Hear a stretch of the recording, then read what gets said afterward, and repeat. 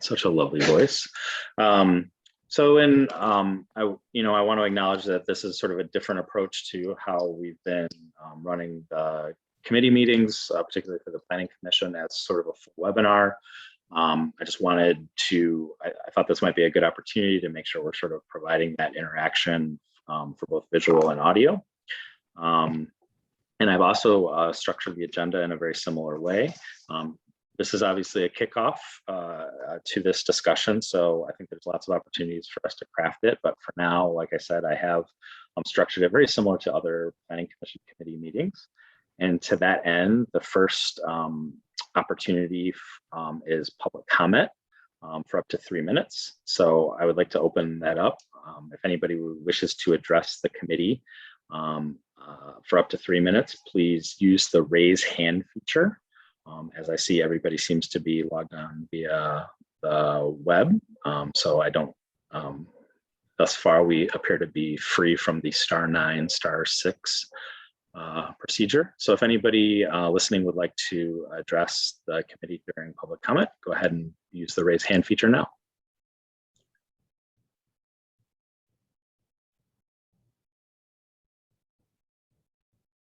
All right, seeing none. I'm going to jump into what I hope is a productive orientation and kickoff of this committee. I'm going to bring up a brief PowerPoint, if I am successful. Please let me know once you can see it, and hopefully it looks relatively readable. So just to get started, I wanted to set a very high level background about why I think, and I presume the Planning Commission thinks, that zoning and racial equity are important and connected. Zoning, to nerd out for a minute, was really solidified in a 1926 Supreme Court case called Village of Euclid versus Ambler Realty. This was a case in Ohio, and it was the first time that the Supreme Court had upheld a municipality to basically zone property for the purpose of separating land uses from one another. The premise being that communities would benefit from that separation and a sort of orderly development of property in their communities. Unfortunately, over time, municipalities have also used zoning to separate people. For those that, and I think this is an evolving level, sort of an evolving area of research and conversation. And I think the placement of it on the Planning Commission's work plan here in Ann Arbor is similar to that. The way generally that communities have used zoning to separate people have been sort of very specific, or I would say somewhat subversive, in that it can happen through requiring certain lot sizes that from an economic reality, it wouldn't allow all people to access certain areas. It might be tied to financing. That's not so specific to zoning, but I think people are probably very familiar with redlining and the federal government's role in sort of exacerbating areas, segregation of communities. And at times, communities across the country sort of exacerbated that by finding ways to adopt land use codes that said, for example, you can only develop housing for a certain type of race if that race was prominent within that block or that geography already. Part of that was,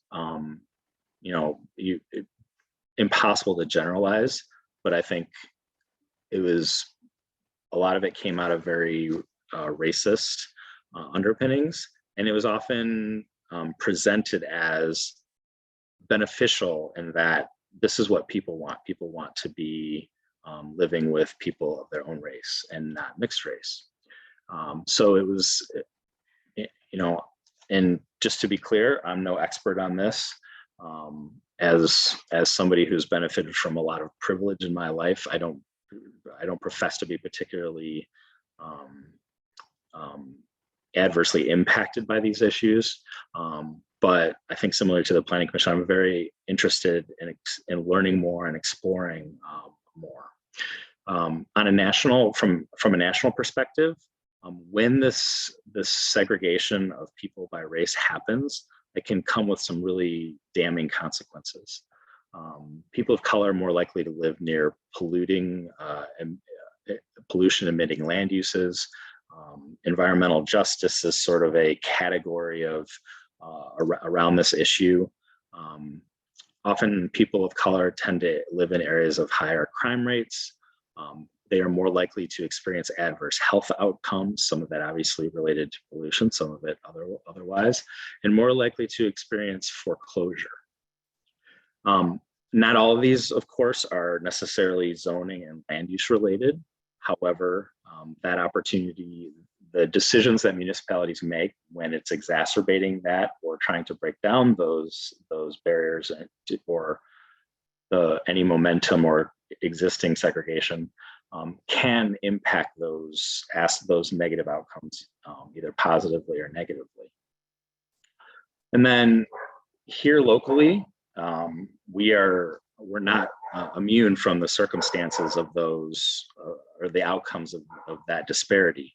So these are two census tracts in the city. I'm so sorry for my dog. One is census tract 4006, which is this area here. For orientation, this is Maine, this is Huron, this is 7th, and this is Stadium on the south. So this census tract is 88% white. 0% of the children in this census tract live in poverty. About 4.5% of babies in this census tract were born with low infant birth weight. 98% of adults have health insurance. 78.6% of the adults have participated in the labor force since 2013. 79.8% of adults have an associate degree or higher, and 66.7% are homeowners. Census tract 4056 on the south, near the south border of the city. For reference, this is I-94 along the top. This is Ellsworth, and then you have Stone School and Platt and South State at the far west of this census tract. In this census tract, we have 42% white. 21% of the children in this census tract live in poverty. 5.7% of babies are born with low birth weight. 88% of adults have health insurance. 69.5 approximately percent of adults have participated in the labor force since 2013. 47.5% of adults have an associate degree or higher, and 58% are homeowners. Again, I want to be clear. Obviously, there's a lot of factors that go into these data points that I'm comparing here. But when you talk about labor force access and you talk about health access, land use in your surroundings and your environment have big impacts on those aspects and facets of your lives. And so as zoning or land use policy has an impact on those aspects, I think it's appropriate to look at those kind of factors towards what we want to achieve, what we want to do better, and maybe what we haven't done as well as a community in the past. I want to be clear, there are some data points here that go the other way you don't see here. For example, the cost of transportation is very similar between these two census tracts. Both are about 17% of the household costs are contributed to transportation. Housing cost burden is actually better in census tract 4056. Only about 10% of the households there are housing cost burden, that is they pay over 50% of their income towards housing, whereas it's about 18% in census tract 4006. Again, data is moving in different areas. I would attribute some of that particular aspect to the housing typology in those census tracts. For example, there's a lot of cooperative housing and other some publicly supported housing in one census tract compared to the other.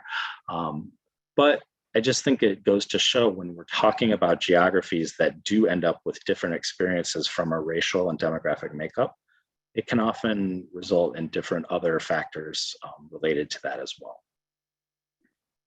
So part of this committee is, first of all, I think I mentioned before, this was established by, it was identified on the Planning Commission work plan as, I think, somewhat of a reflection of what's been happening nationally over the past year. Both good from some of the exploration and research and dialogue about these matters, and bad about, I think, some of the impetus for really bringing and shining a light for what are our opportunities as municipalities and specifically in the land use realm to help chart towards a more positive future. The goal of this committee is to help start, lead, or participate in a community conversation regarding the connection of these issues: land use policy and zoning, and racial equity. How has the city done well, poorly? What has our experience been? How have we maybe been similar or different to some of the national experience that we hear a lot about? And I really see this as an opportunity. I think that these can be difficult conversations, and I think that this is a great opportunity for us in this committee to create a space for this conversation to occur, not towards the specification or conclusion of a policy that relates to it, but if anything, to help set the stage for, as we approach the master plan update about a year from now, what do we want to include in that dialogue when we do start talking about legislative policies? And because I think the Planning Commission and the community have a lot to share, reflect, and learn in this regard, I'm excited to sort of have this space to sort of to explore these matters. Again, it's not to say that I don't think that policy ideas won't come into play, but I really envision this as a opportunity to reflect, brainstorm, and almost put together our to-do list when we do want to start that policy discussion in earnest down the road. Then the last piece of it, residential zoning and racial equity, I think has been a prime driver of it. I just want to acknowledge that residential zoning, particularly single family zoning, is often part and parcel with these conversations, because oftentimes single family zoning districts have often been constructed in ways that limit access or limit opportunity for differing segments of our population to access. Sometimes it's not necessarily explicitly to exclude by race, but at times it can definitely have that impact when you collectively add things like minimum lot size or housing development standards.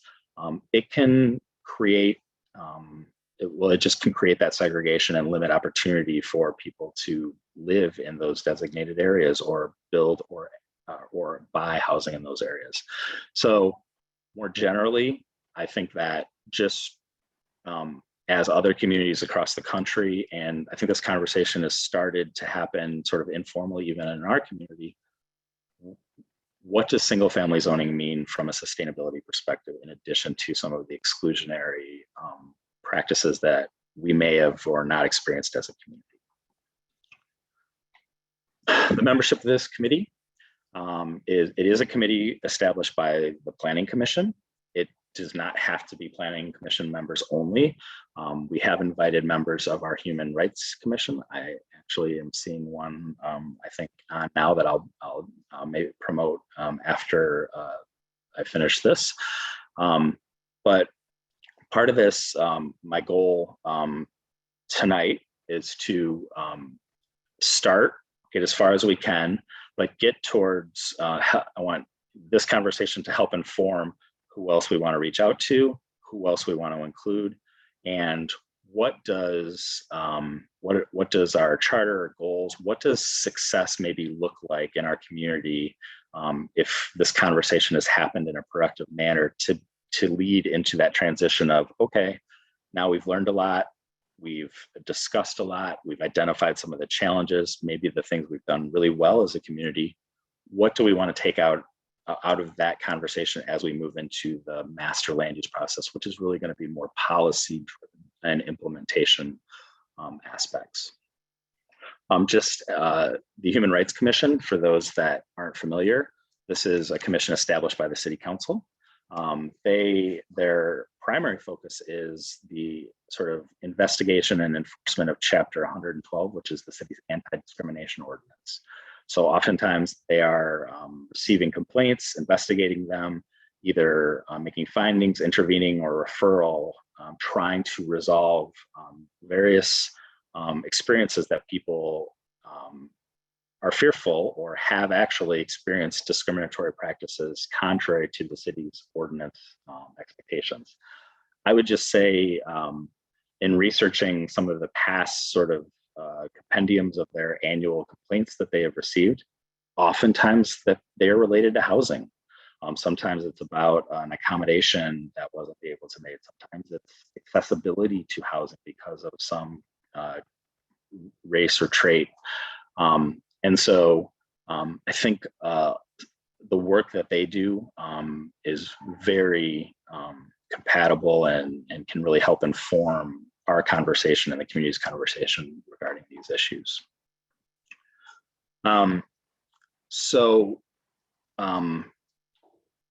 This is sort of my to-do list, my hope, my aspiration. Again, we don't have to resolve things tonight, but I envision spending a little bit of time with you and whatever this committee looks like, making some sort of a project plan and charter so that we have sort of a document that we can help communicate to the public what our goals are, how we intend to proceed, maybe some sense of overall timing, what is our sort of goal or span of time to have this conversation, and how do we intend to conduct that conversation. I've included on here other resources or background information. For example, one of the things Kristen from Vanderluck from my office is going to be supporting this committee. She has started to pull together some research, for example, of the city's historic, sort of our record of zoning. How have our zoning districts been established, expanded, or modified over time? The one thing I can tell you is from 1923, when we had 4 zoning districts, to now when we have 1 million zoning districts, give or take, we have become more specialized, restrictive, and made different types of development have to check more boxes and fit into tighter constraints in order to be realized as we create more of those districts. I want to be mindful. There is a plethora of information out there, both research, books, articles. I look forward to sharing all of that. We anticipate setting up a website so that we can share some of these resources that we or the community or anybody might find of value. And that's my goal. So I'll stop here.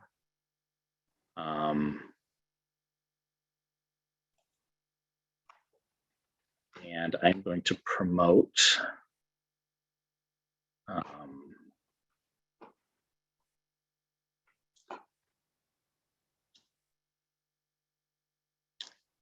nope, I'm sorry. It doesn't look like I have a Human Rights Commissioner present as I thought.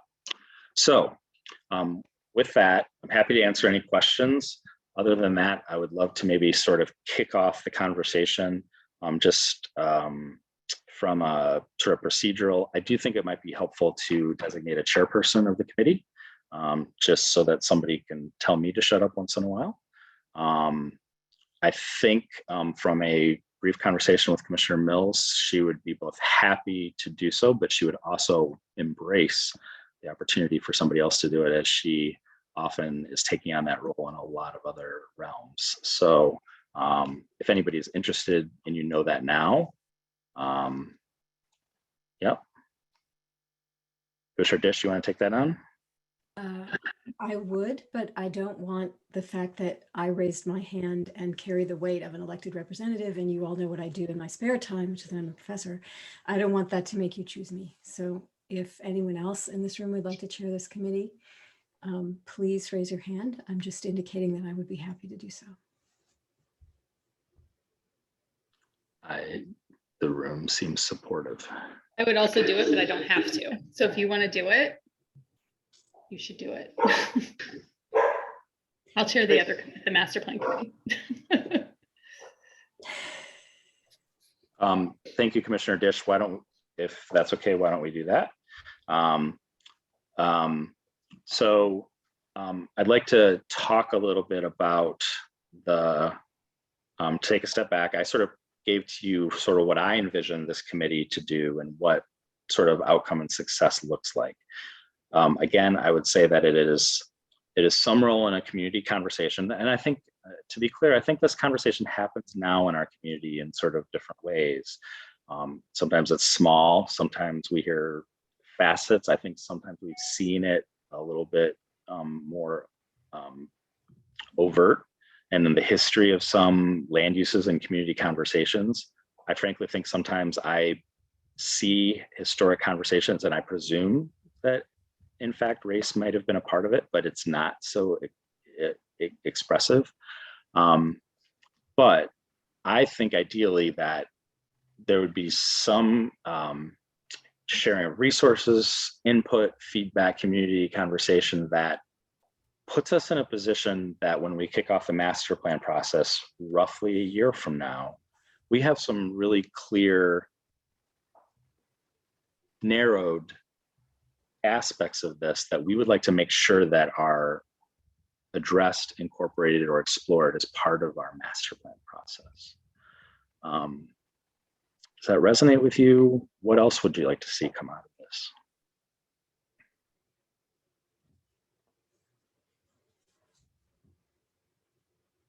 I just talked about it. I mean, I would love to see, just more participation from the public. I mean, I think this sort of sets us up for a master plan process in a year where we can maybe sort of get a pipeline of, community members who want to learn more about this, who have input, who have direct, if things that have happened in the city have had direct impact on their lives. Like, I sort of want to be building up that, the people that we know, and I don't really necessarily, I mean, this will take a lot of outreach, I think. And at some point we should probably talk about the budget that we have for this. Oh, yeah. So the city council has budgeted $100,000 to this effort. Mm-hmm. To be clear, I don't have, when I sort of discussed that with my boss and presenting the budget and the city administrator and council for that matter, I didn't really have any specific breakdown of how I envision that being expended. But I recognize that there might be some resources that would be beneficial to this conversation, be it bringing in expertise, publishing, notification, facilitation, you name it. So generally, that is something that we have. Of course, staff is willing to do what we can as well. So we do have the ability to bring some help instead of putting it all on your collective shoulders. I mean, I definitely think we should, like, just looking around the Zoom room, and we're all white people here, and I definitely think we need to have perspectives from non-white people, and paying someone who has like direct experience in facilitation that also sort of brings those perspectives, I think would be really helpful. And then having community stipends, like particularly if we're looking for input from specific groups that maybe are underrepresented traditionally as we do outreach, are definitely, I think, good ways to spend that money. Is that, just to clarify, is that like all considered like a direct expense? Like any of your staff time is covered under something else? Or is that, I'm looking at the budgets right now, sorry. Yeah, no, I don't anticipate like billing staff time to that amount. Okay. So that I envision that to be sort of a for external costs that we wouldn't be able to accomplish in-house. Okay, great. Sadira. So I was going to ask, I guess I wanted to clarify if the objective of like this committee itself will be like kind of, you mentioned the public engagement process and getting people like hearing from communities and kind of opinion, more like opinion and outreach gathering, or if it's more of like a fact-finding mission where we can kind of look through historic, maybe disparate impacts of different policies. And I think it might be helpful to maybe one, to look at that, and then two, since there is a budget for this work, and I've been seeing on other cities that have done this and included it as part of the master planning process, that they'll actually have an entire equity document that goes as part of it. A good example actually is, I've never heard of it before, but Louisville, Jefferson County, Kentucky. They have an entire website with ArcGIS based, and it walks you through the local history, the future, and it's a part of their planning process. And I think Minnesota is another city.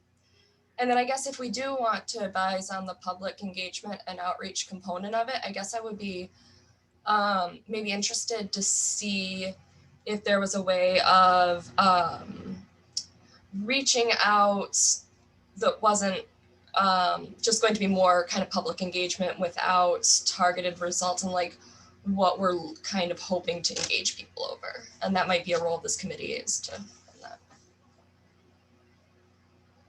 Let's focus on that for a minute. Anybody else have ideas about the role of this committee? Sarah, Commissioner Mills, I'm sorry. Okay. Do I need to? Yeah, okay, let's do first names. Except you will have to distinguish between Sarah M and Sarah H. You're right. I want to second what Sadira said about an important facet of this, in my mind, being an education component. Like I think it was really helpful personally when we had Professor Godspeed and Professor Steinberg and the other professor.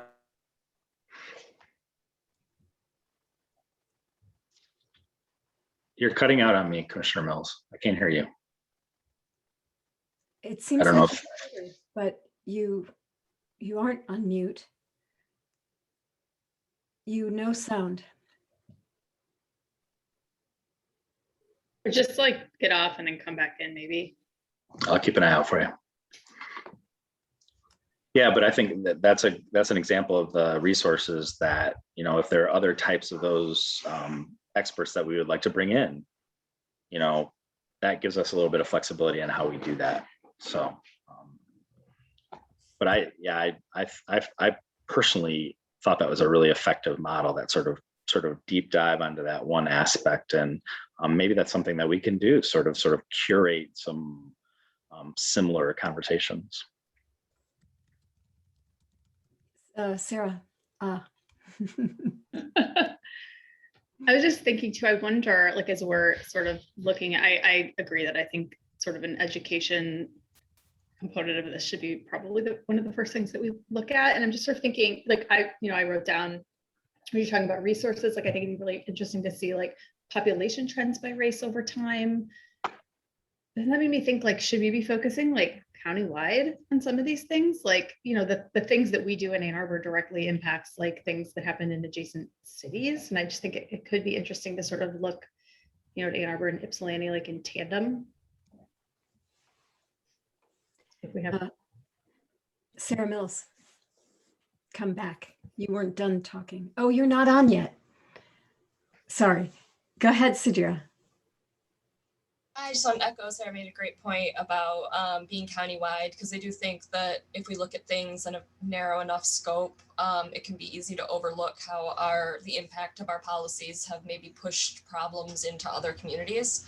And then also looking at it a little more like holistically, because it could be potentially easy to absolve ourselves of some problems by just saying, well, that's not happening here, but that's for a reason. So I think the history component of this is important, and just wanted to underscore Sarah's point. Sarah H. Sarah M. All right. Even if my video goes crazy, hopefully you'll continue to be able to hear me. I was able to hear most of what you were saying, and just want to second that the educational component is really, or maybe I'm the third voice here. I think that that's really important.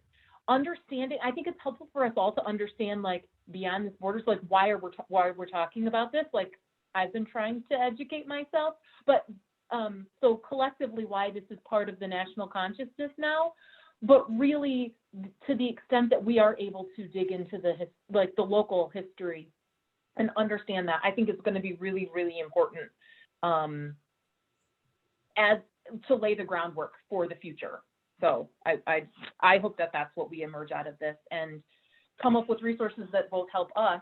I see us as kind of the vetting in some ways, like what really was valuable to us, because I think that we're going to spend more time on this than what we could expect most members of the public to be able to spend on it. So if they only had time to engage in a couple of things, who are the speakers? Like, what are the things that we can find that really resonate to help lay the foundation for those discussions going forward?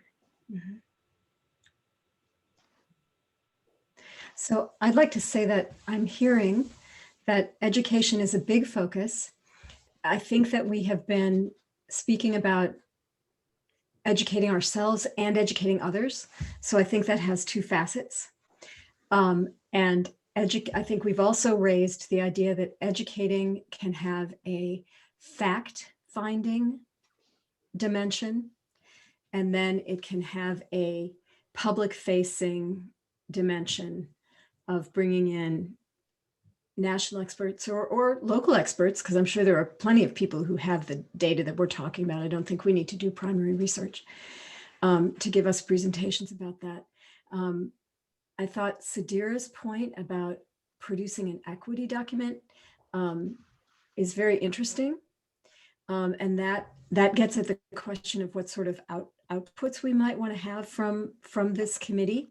And so an equity document, I think we should put that on the table as a possibility, think what that might mean if we would want to do it. I don't think we have to define that right now, but that's a thought. Another thought is that the education that we do for ourselves and could result in a presentation. So I know that OSI does these things around recycling and other things. I think we should consider some of the formats that OSI used around the A20 plan. They did a ton of stuff in just 3 months. And so for 3 months, everybody was talking, thinking, breathing, sustainability. And we might think about doing some things that are in an extended timeline and some things that are in a crushed timeline. I heard a desire to help bring in a professional to help us plan and execute our work. And I think it would be very helpful actually to bring in a consultant early on to help us frame, or rather to help us make a plan of what we want to do and what we want to do when. Because I can tell you, as a person who has the luxury of sometimes getting sabbaticals, a year goes like that. So I think it would be helpful to bring someone in.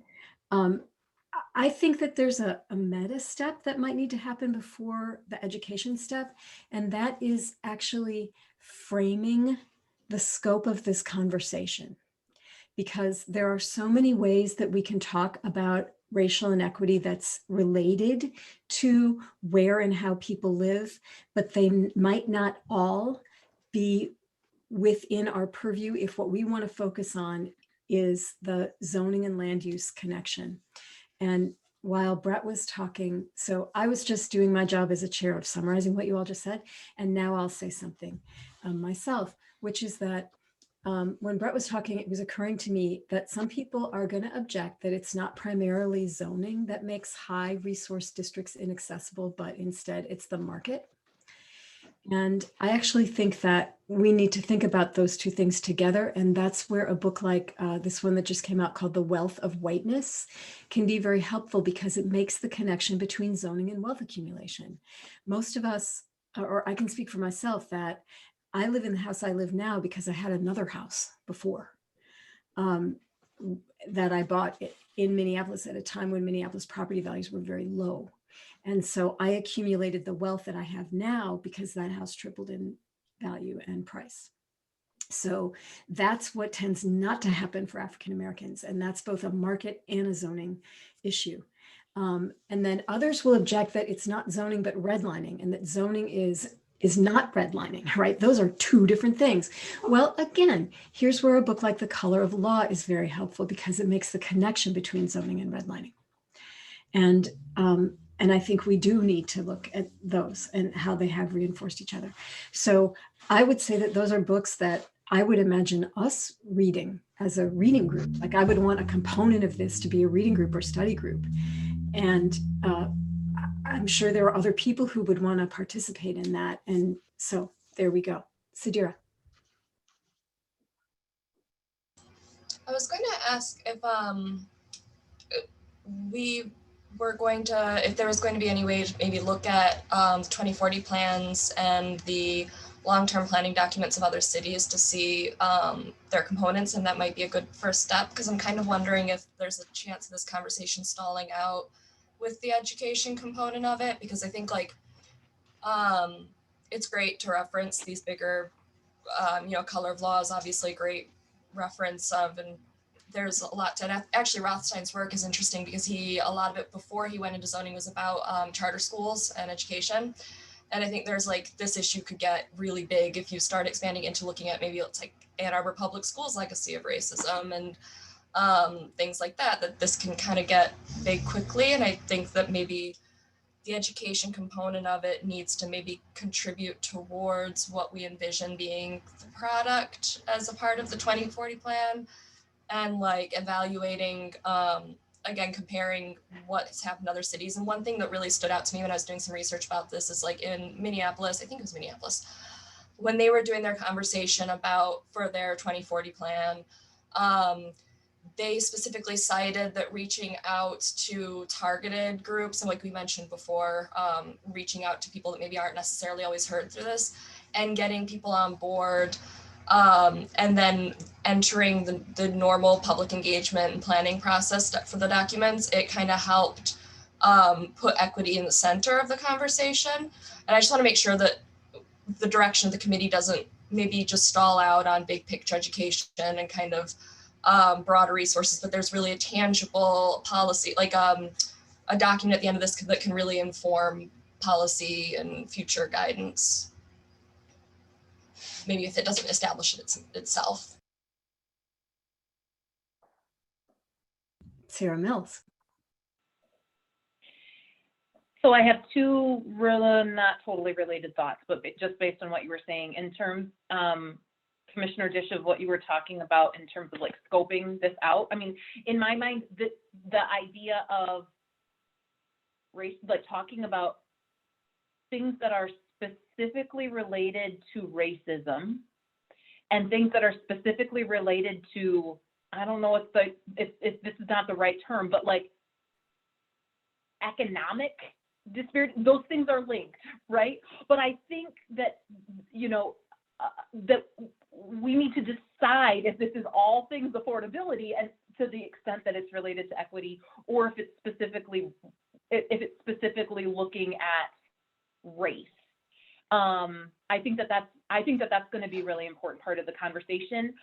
My related thing is I'm really uncomfortable coming up with what our mission is, since without more diversity on this body, I think it's important that we start to think about the overall shape, but in terms of whether this is only like how far our remit extends, I'm not comfortable making those decisions without talking to others about it. I mean, I know that I'm stand firmly behind the fact that like I'm all into like giving up a couple nights a month, maybe not a couple nights a week, but a couple nights a month, a night a month, right? In educating myself and hopefully like using that to educate others, but like I'm not, how much we do, like I think I would like that to be a more inclusive process, personally.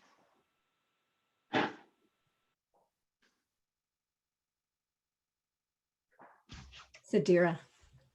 Sorry to talk again, but Sarah, you made a really good point with the economic versus the race distinction. And I agree that representation is key.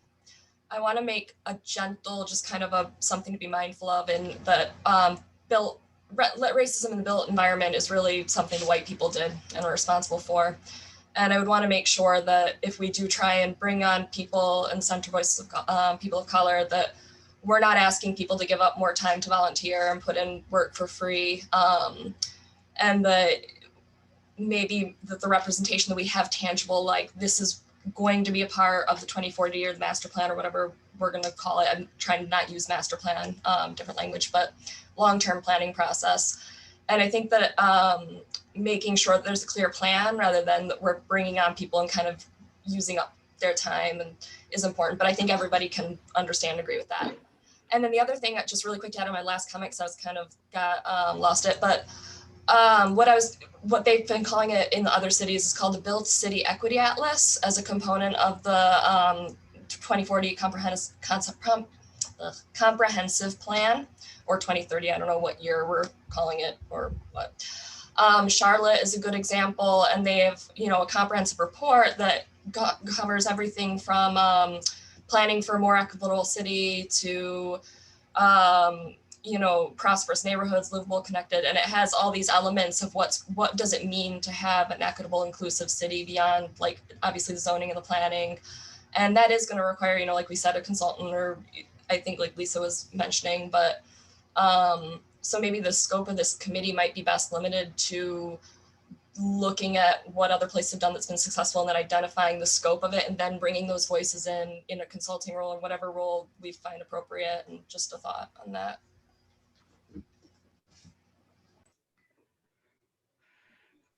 Sarah Mills. Thank you. I'm going to tell you right now, like, this is the place where I need to learn, like, and so I hope that in terms of like language too, I want to be clear, when I was thinking about diversity too, I was thinking like many of us are homeowners. And to Commissioner Dish's point, like, I want to make sure that, like, that we are inclusive of the range of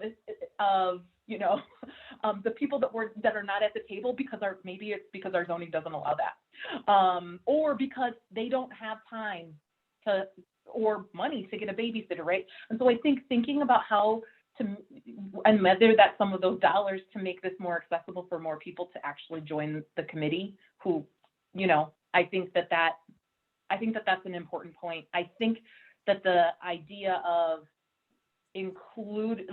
pushing on equity was definitely part of A20's plan. And so I'm wondering if there's things that we can learn from some of the things that they did in terms of how to get additional voices at the table, and allow for that. Mm-hmm. Sarah Hammerschmidt. To piggyback on that too, I think I requested this when we talked about the transportation plan, but I didn't really officially request it.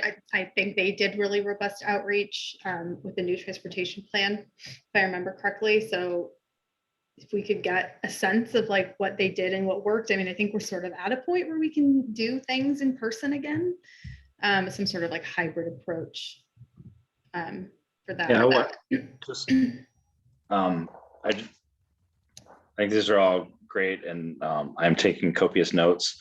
A couple, if I could just address a couple comments. One, on the outreach, I just want to set a bit of scale. The transportation outreach plan, I think they did a really great job. That was also about $250,000 just for outreach and participation. So not to say we can't aspire to that, but I want to be clear, the city in that circumstances wrote a big check to bring in the resources, people, and everything to support that effort. I'm not saying that, I don't say that as an excuse. I think we can do robust community conversation about this, but we might have to be creative in the way that we do it within what we have now. And then a comment was made earlier on sort of the term of master plan.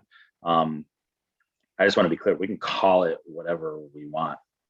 However, we do have to link it to it being the city's master plan, as that's what the state legislation sort of directs us to do, but it doesn't have to be called that in our sort of use and title.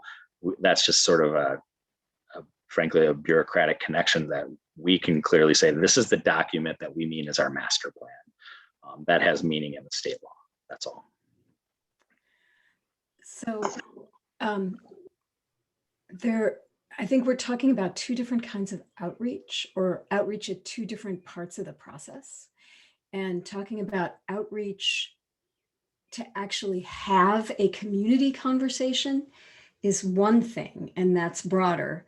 And I think we can learn a lot how to do that from the way A20 and the transportation plan were made. And we're not trying to make a plan, so we also don't need to do something on the scale of $250,000. But outreach to build this committee and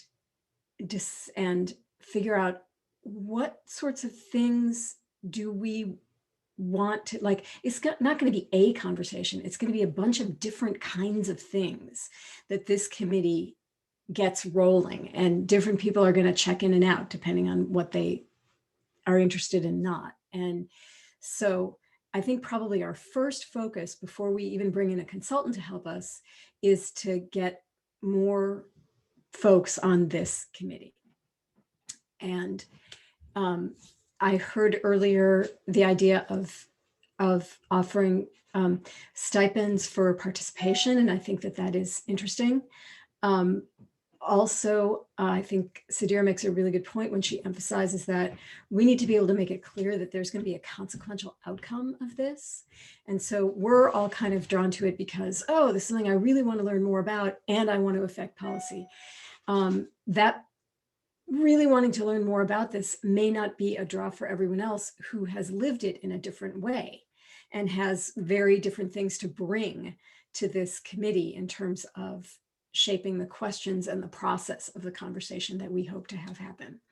So we could, I think a model could be the Sustainability Ambassadors Program.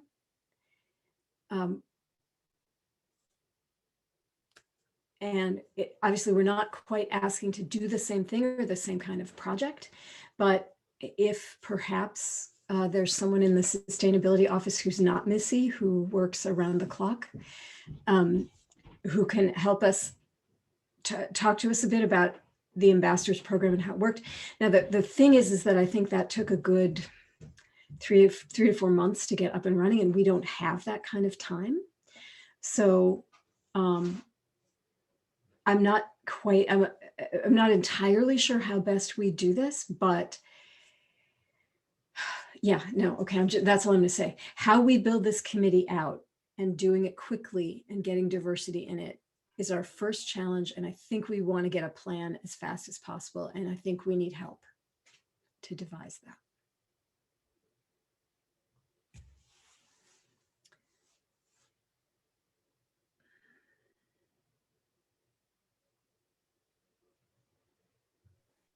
So just a couple of thoughts. The city does have sort of a community engagement toolkit that I find particularly valuable because it has a lot of great resources of organizations and networks within the city. So that might be a great place that I could sort of mine for some outreach. Happy to sort of explore that, the ambassadors program.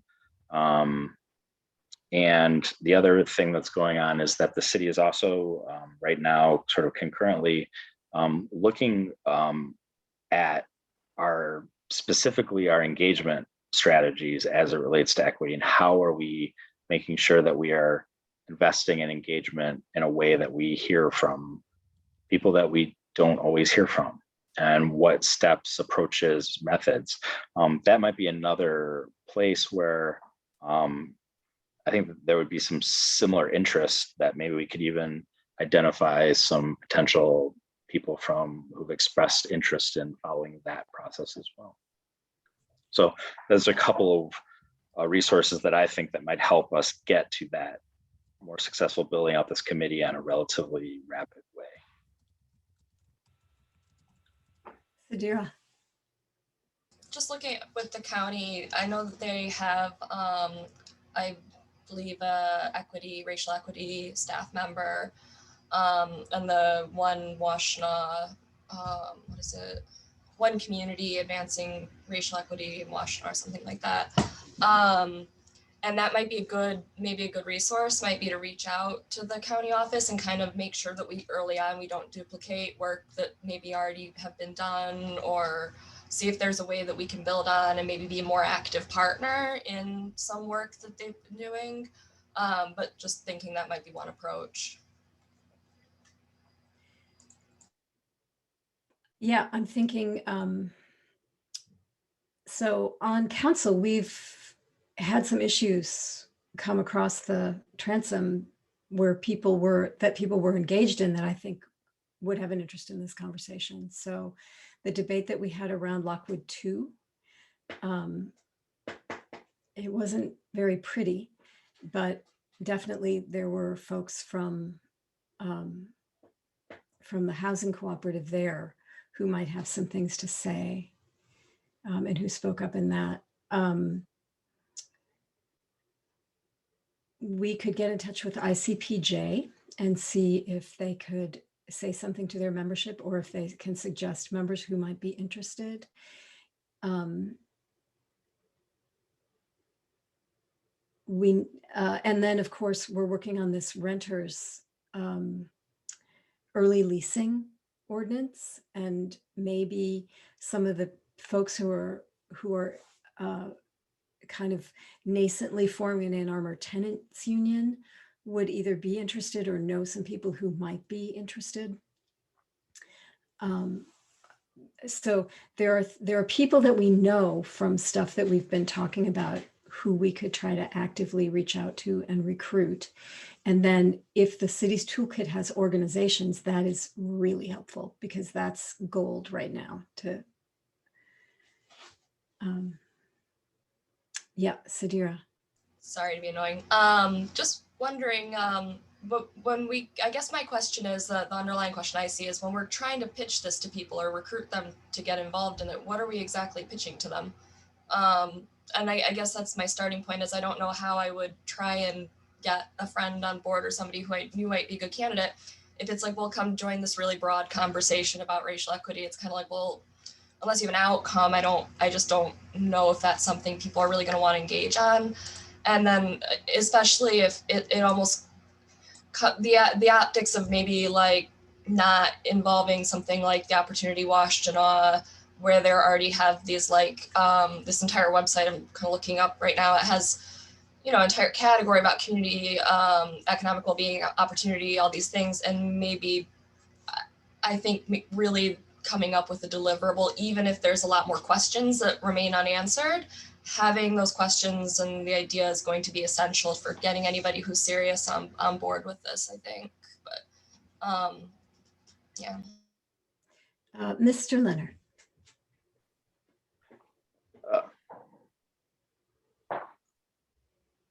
I would say my answer to that is, and I think this conversation has been wide-ranging. I wanted to validate with this committee, to that thread, there's a lot of aspects of exclusion and inequities and racism that contribute to a variety of negative factors for individuals, neighborhoods, and communities. When we're talking about these ambassadors and outreach and the county and ICPJ, I just want to validate, when we're talking about this, I'm still thinking that while there are aspects and outcomes that are wide ranging, there's a filter that we should be applying as it relates to the land use decisions that we can recommend, and the laws that we can adopt to either advance or hinder equitable communities. And so when we're talking about these things, I just want to make sure that I'm clear. When I am out looking for those resources and that research has already been done, I'm going to do it with an eye towards how does it relate to the things that we have some influence and control of as the Planning Commission and our community.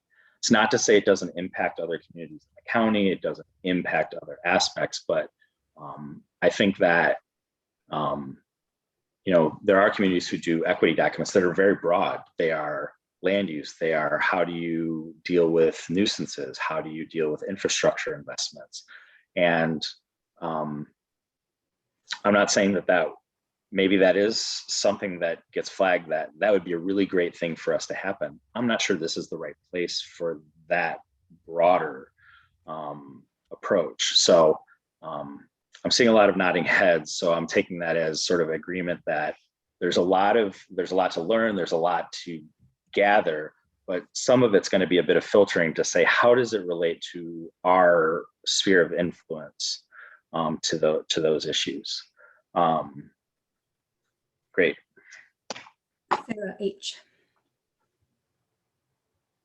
It's sort of along the same lines. Maybe this is already part of your plans, but I'm wondering if it would be worth like doing sort of like piggybacking to after what Sudhir is saying, doing sort of like a scan, like countywide, I think, of existing documents, like existing organizations that are focused on racial equity and like land use and zoning specifically, and just see what's there already. I think that might be a helpful first step. Like if there's equity focused goals that relate to land use, or, you know, parts of the county or like other nonprofit groups that are, you know, more focused on this, at least we sort of like would understand baseline, like what our landscape is, to see who we might bring on to whatever we bring them on to do. And I also sort of recognize, like, somebody said this earlier, Lisa, a year goes by really fast. So like, if we only meet once a month, and I know we all do a lot of things, but like, I don't know, maybe there's an opportunity to do sort of like an intensive at some point where it's like, you know, we have some sort of like workshop or focus group or roundtable or something like over the course of like a couple evenings or afternoons, or I don't know, bringing in more people from the community. I just really worry that like, if it's, you know, 12 meetings on, you know, random weeknights where we're just sort of, I don't know, like, I just worry that nothing's going to completely get done. And it also takes a while to hire, like, even if we started today, putting out like a RFP for some sort of facilitator consultant that we don't even have like a sense necessarily of what they want to do. And that's going to take a long time too. Yeah, and I think that's right. And I think that we have a lot of threads happening in this conversation. And so I think there are moments where we're not all talking about the same thing. And so it's confusing, but I want to just wind back to the point that Sarah Mills made a while ago when she said, we cannot come up with what our mission is on this subcommittee without more diversity on this body.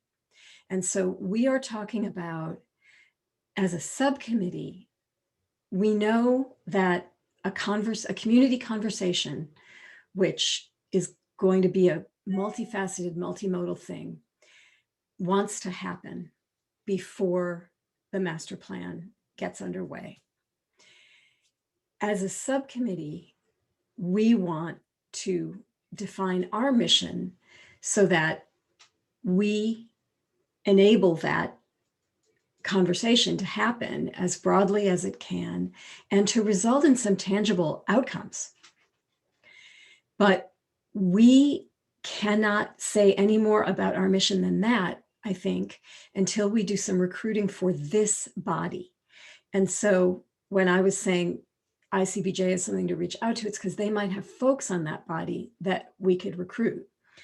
And in terms of what to pitch, that's kind of, I mean, what I just said is kind of, I think, where we are with the pitch, because we can't say what it is we're, you know, we want you to be part of this community, this committee that's planning a town hall and 4 Easter egg hunts, because our whole point is that we don't want to gel too much of what that conversation is going to be and look like, and what are its parameters and how it's going to be framed.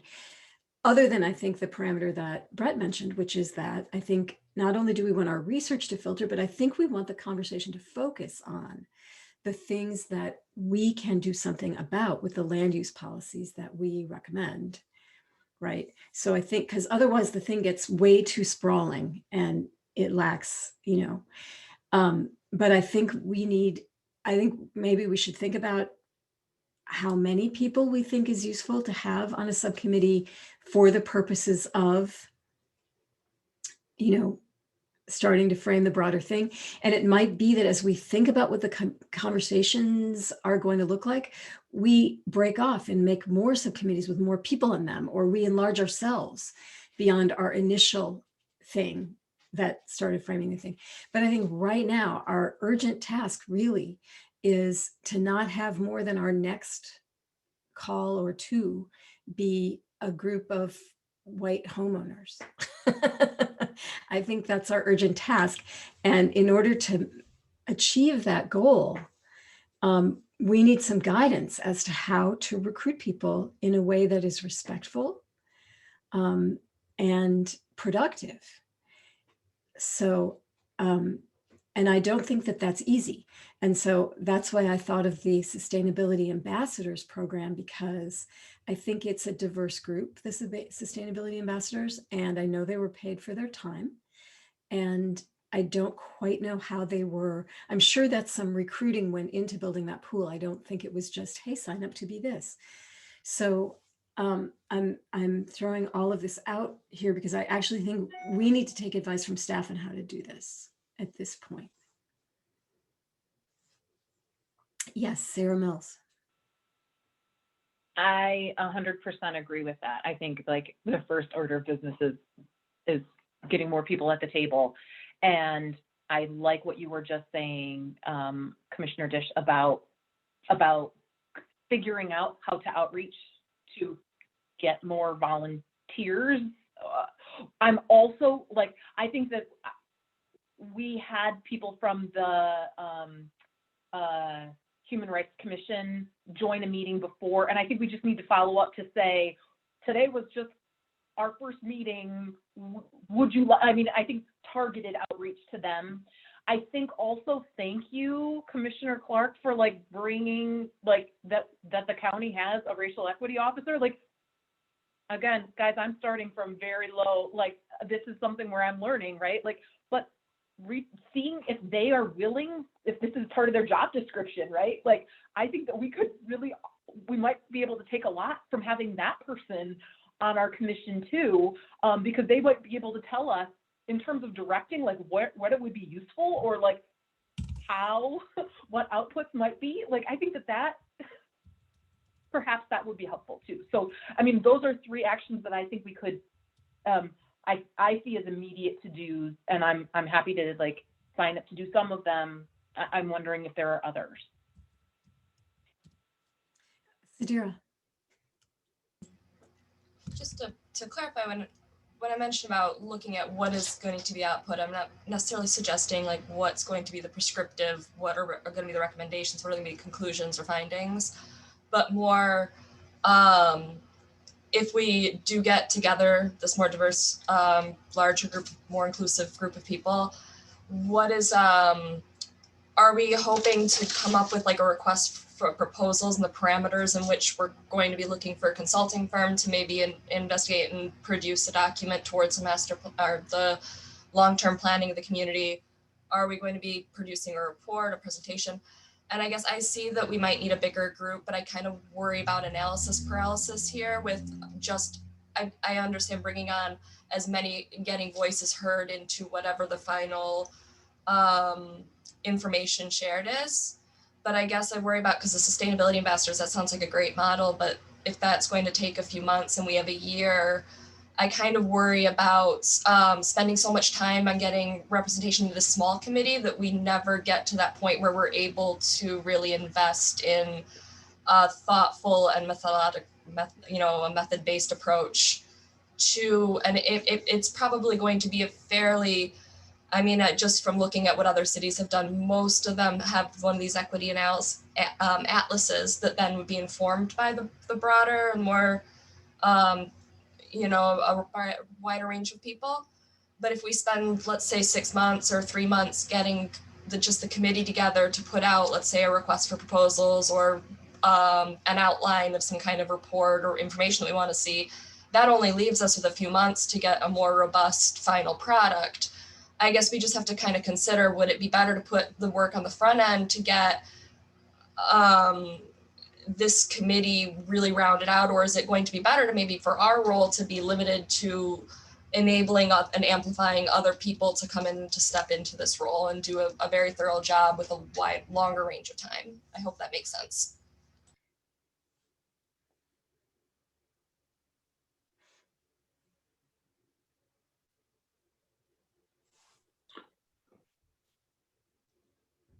Mr. Leonard. I'm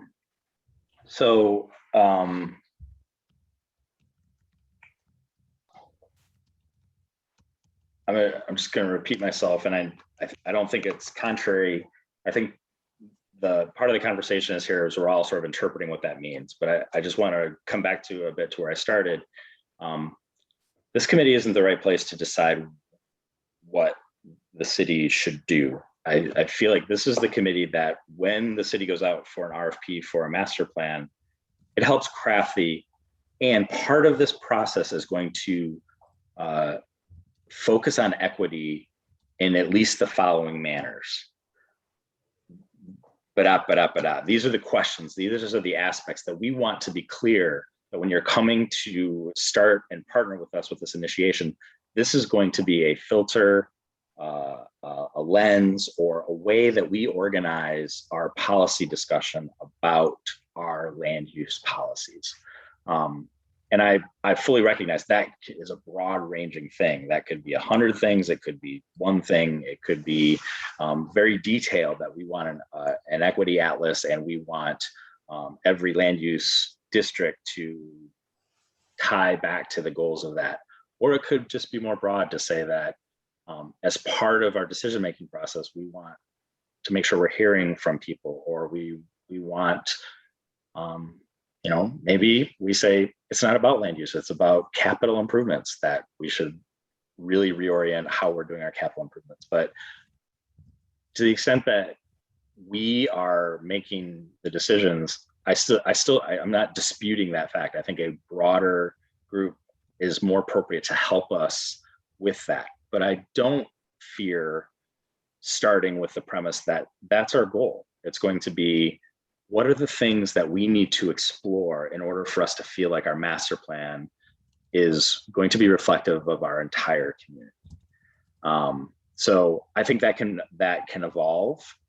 I don't know what that is, but I would just, even if it was only the people on this call, if we're successful, I think we will have put together that list of the things that are going to be really important for us to investigate, explore, and discuss when we get to the policy making.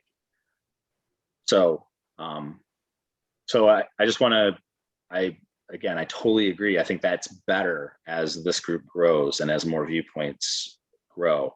But I also am not fearful of us starting now from the premise of that's our goal, to inform that work in such a way that we are sure that we're going to tend to it when we start. We could just say, oh, the city's committed to it, of course we're going to do that.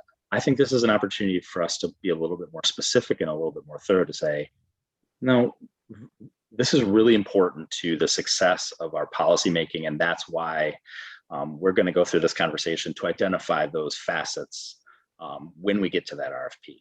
So I think that's a little bit different than an RFP towards an equity plan. It's a little bit different towards an RFP, even maybe towards the conversation itself. It's not to say that I don't think that expertise is helpful. I definitely think that's something that we should pursue, but that's my goal. And I think that's the most important goal from my lens, is how are we successfully hearing those voices, those ideas, and those fears and concerns, so that when everybody starts the conversation about the master plan, we're making sure that we're prioritizing that aspect. And I don't know, but oftentimes with master plan discussions, we can get really quickly to sub areas or site specific recommendations or what have you. And I just really see this as an opportunity for us to say, this is where we're starting. This is going to be the framework about how all of our decisions are made. And this group's not going to decide what those decisions are, but it's going to probably set the categories.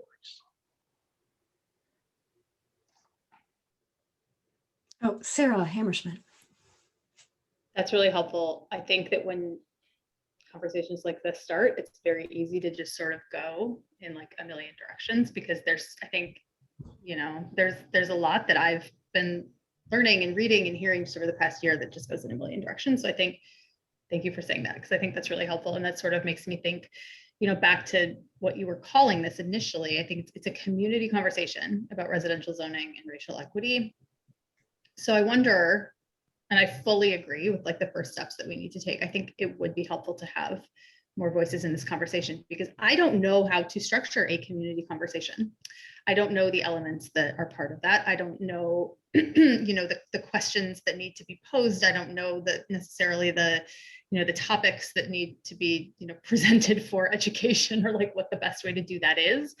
But that is how you initially presented this. And if we're viewing this as then like, this is the pathway towards centering equity within a master plan, a comprehensive plan, or whatever we end up calling this, like, I think that, to me, I think that makes a lot of sense, and it helps at least focus the task of this committee.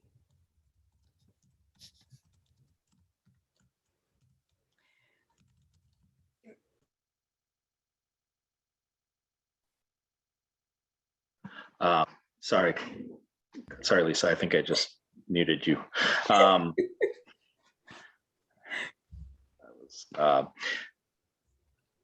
One of the things that I think might be helpful is, I would never profess that I'm going to get this right, but I sort of feel like it actually may be helpful to sort of write out kind of a more detailed project plan for this conversation.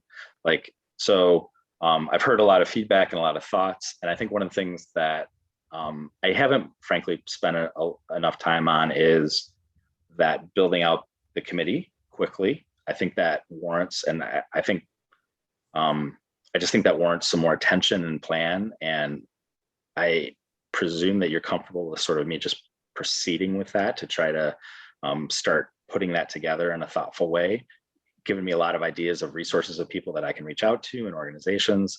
And so I think that that is a area of focus. But then at the same time, it might be helpful while that's happening to actually sort of write this out in sort of a project plan, also with schedule, to sort of articulate sort of how I envision it connecting with the master plan, for example. And then it gives us a space to sort of maybe sort of exploring that. What does the outcome look like? It's going to be some nexus to that master plan process. We don't have to define it yet, but we can start to look at that and say, we want this to inform the master plan process so it is centered in equity, so that we are attending to the things we learned or that were elevated during this community conversation.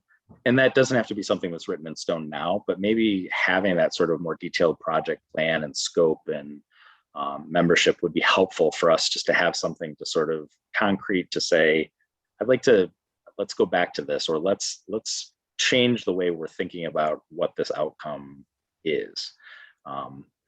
So maybe what we do is with your understanding, I'll get right to trying to bring some more voices to this group, and then we'll get something on the calendar a couple weeks from now, where hopefully I've had some success in that regard. And I would also present to you sort of a kind of a draft project charter and scope and plan that would help us maybe, because I agree. I mean, it's a great conversation, and I'm the same way. As I learn about this, I go in a lot of different directions, but maybe that'll help me feel a little bit more disciplined, that I can support this conversation more effectively, to get it sort of down on paper and give us all the ability to say, yeah, this is what I meant, or this is still not saying what I think would be a successful outcome. And then as we start adding those voices, that's going to be a more well-rounded and perspective of what that looks like and what it should be. So if I'm hearing you correctly, I think that you have just proposed to do some outreach to build out the committee, build diversity on the committee. I think if there are others of us here who feel like there are useful people that we could call, to my mind, I'm thinking Chuck Warpahowski and I'm thinking Desiree Simmons. I don't know that Desiree herself would want to sit on this, but she might know people from the work that she's been doing in Ypsilanti to document the actual effects that Ann Arbor has on that community. She might know some people who'd be interested in serving on this committee. So that's one thing that I just heard Brett say, is that he'll do outreach before our next meeting, and that he'll draft a more detailed project plan that, if we're still not satisfied with what our committee looks like, that becomes something that we can say to someone, look, this is what we're doing, and we want you to be on the executive committee of this project. And that would be, I think that would be really helpful. In terms of, I still would like to have us seriously consider bringing a consultant in pretty soon to help us set time goals and outreach and stuff for that project plan.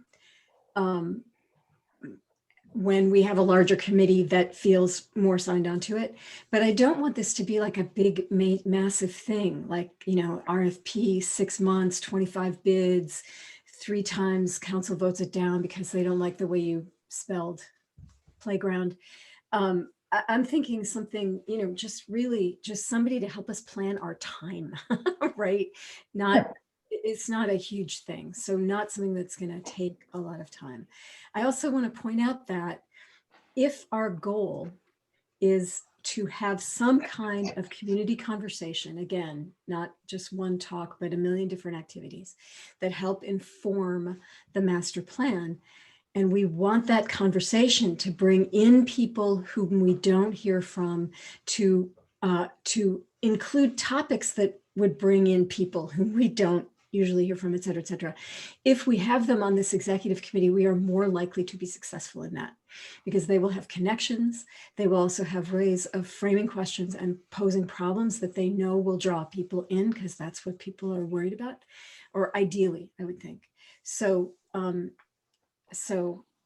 I don't think that we're going to get to October and feel like, oh God, we're just getting off of square one. I don't really think that's the idea here. So. Yes, that sounds great. And I think that sort of professional assistance and expertise, I agree, that can be part of that conversation I can be looking into at the same time. So. Sarah Mills. I think this was before everybody else's, but my time on Planning Commission, before you were here, Brett. We met because you and Teresa were working on some big project. I remember you presenting to the Planning Commission on effectively like countywide disparities, right? Like, I don't know who, I thought that was really well done. I thought that process was really well done. I don't know if that was like a county thing or if there was a consultant involved, but I thought, like, anyway, presumably, like, remind me what that process was, because I think to the extent that Teresa Gelati is also like still in this conversation, right? Like, I'm wondering if that might. Well, I'm trying to understand what it was. It might have been the 2015 Affordable Housing and Equity Study. So I remember actually when I was at the county, I came to a Planning Commission retreat that was focused on affordable housing as one of the topics. And I think that was a place that we had talked about that. And that was a consultant effort. It was sort of, and it's now been adopted as a resource document by the city. It was as much of a sort of a market analysis, I think, as a plan. It did include recommendations that were adopted to sort of remedy it. But at its core, it was identifying and helping to quantify some of the affordable housing goals. But yeah, I think the short of it is like we've had a lot of great examples of the community dialogue and presentation and analysis, and this is an opportunity to sort of pick the best of those and jump in. So I just remember like the communication about it and like some of the graphics in there being really, really good. And so whoever was involved in kind of that aspect of it, like communicating what was a bigger effort, but down to average people, right? I thought was really, really well done and also like super timely. And so, or, you know, stepped us through. I think you were only at one of the sessions, like one of the, back then we used to do like a retreat. But I think that there were a couple of times where we kind of saw things along the way, and I just thought that might be, maybe that inspires you. Like, that's a long time ago. Other input?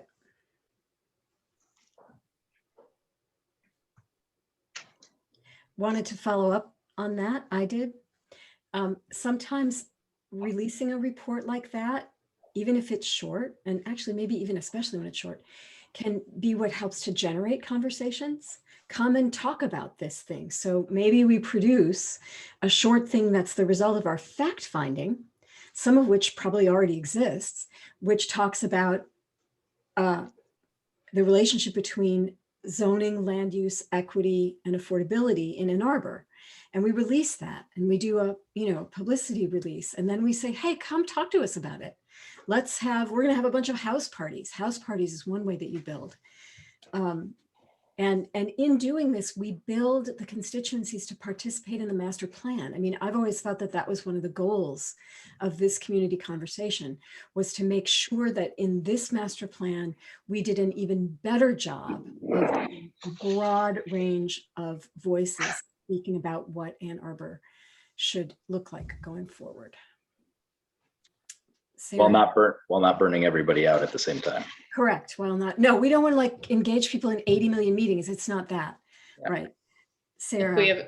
Unless we have food and stuff. I'll throw support behind that idea. I think it makes a lot of sense to have some sort of easy to digest product, for lack of a better word, that sort of assimilates, kind of presents, kind of, Brett, like how you started outlining this to us. It's like, what are the facts here? Like, what have we been, what has happened over the course of the past several decades to like get us to a place where we are today, where like racial equity needs to be such an important part of the conversation. I think you're right, Lisa, like we need to have something to have a conversation around. And if we can, I think there's probably some national stuff to be built in, but then like focusing, put in some data, I don't know, but that'll come from our fact finding, I guess. But I think that makes a lot of sense, because I think, yeah, you could take that around to a variety of different events. I don't know if I'm ready for house parties, but maybe in a park like they just did for AT0 week.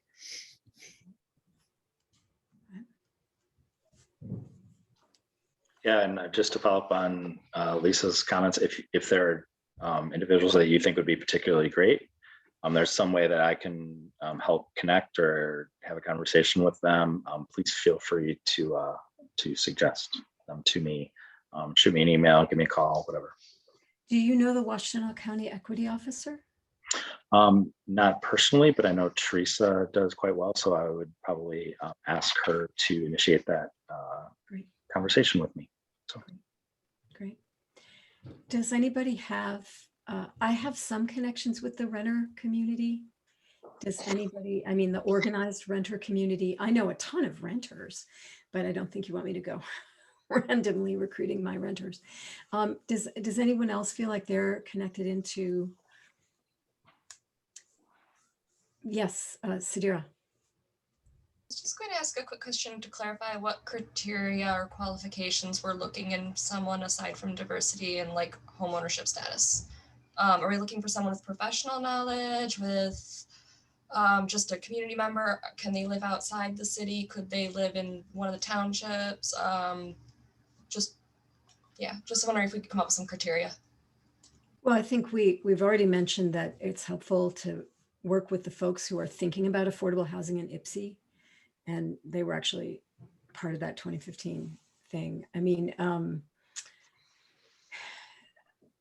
thinking people who have a demonstrated interest in this subject and are a little bit publicly active so that this kind of thing won't seem like a weird thing to take on, but, emphasize a little bit. So I don't think that we're looking for, professionals, a group of, I think we want people who can bring diverse experiences, but who can accept, though, the parameters of the conversation, which is that we are focused on things that we can affect through land use.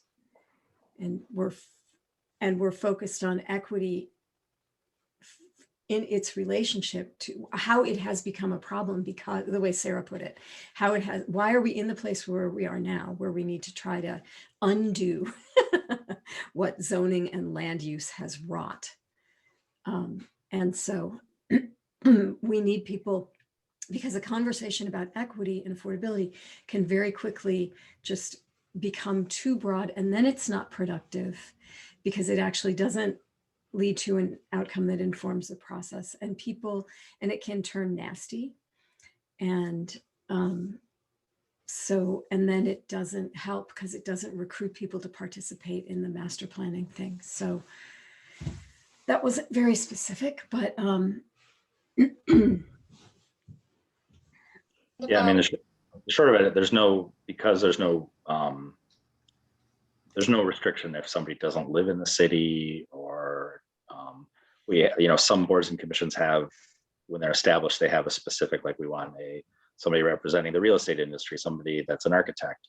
We don't have those circumstances here, so it does give us some flexibility to find those balances of interest, I think, networks, and life experience. So I think having a little bit of flexibility probably helps us be more successful.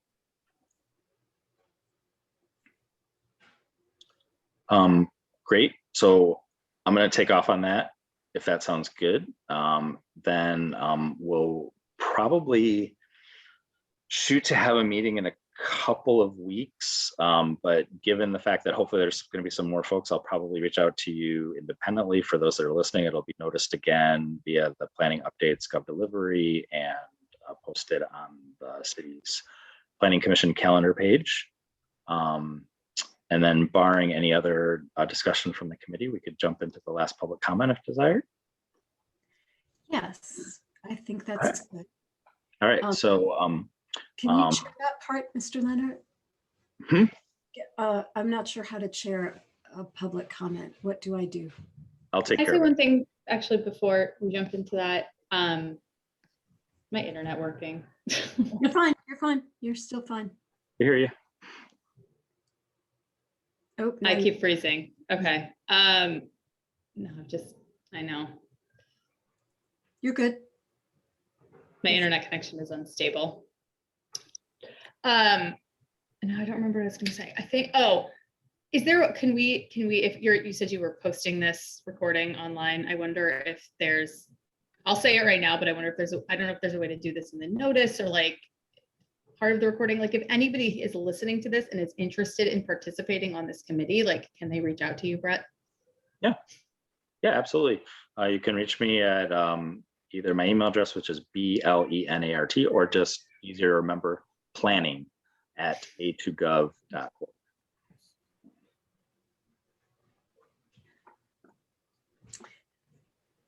We have had a couple of folks I just want to note that have submitted questions and answers during the webinar. Maybe before we get into public comment, I'll just share those with the committee if you haven't seen them. One was about a master plan. I think we addressed that during the discussion. Like, does that have to be called a master plan? A comment about education is too vague of a term, and what is the planning committee's role versus what a city council member can do. And then somebody else suggested some potential participants from the community that might be great for involving. So thank you. And again, thanks for everybody's flexibility, sort of experimenting with the webinar versus what we typically do for our committees. So we'll go to public comment now. So anybody who would like to address the committee for up to 3 minutes may do so. You can do that one of two ways. We do have people logged in via the web link. You can use the raise hand feature if you would like to address the committee, or if you called in via audio, you can press *9 to digitally raise your hand or audibly raise your hand, and I will call on you by the last 3 numbers of your phone number, and you can unmute yourself and address the committee for up to 3 minutes. So again, if you've accessed online and you would like to address the committee, use the raise hand function on Zoom. Else, if you've called in by phone, please press *9 if you would like to address the committee.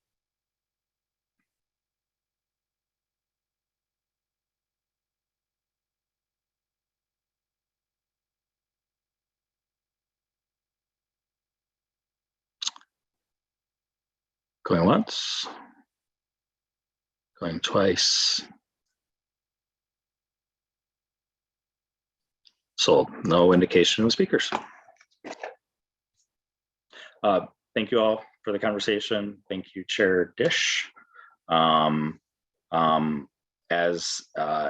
indicated, my next steps are to start getting some other people involved in our discussion to help guide. I'll start putting together sort of a more detailed project plan to discuss. And I will also start exploring the possibility of bringing a consultant facilitator on with sort of expertise, particularly in this area, to the extent we can get somebody involved early in the process to help us succeed. Barring any questions, have a wonderful evening.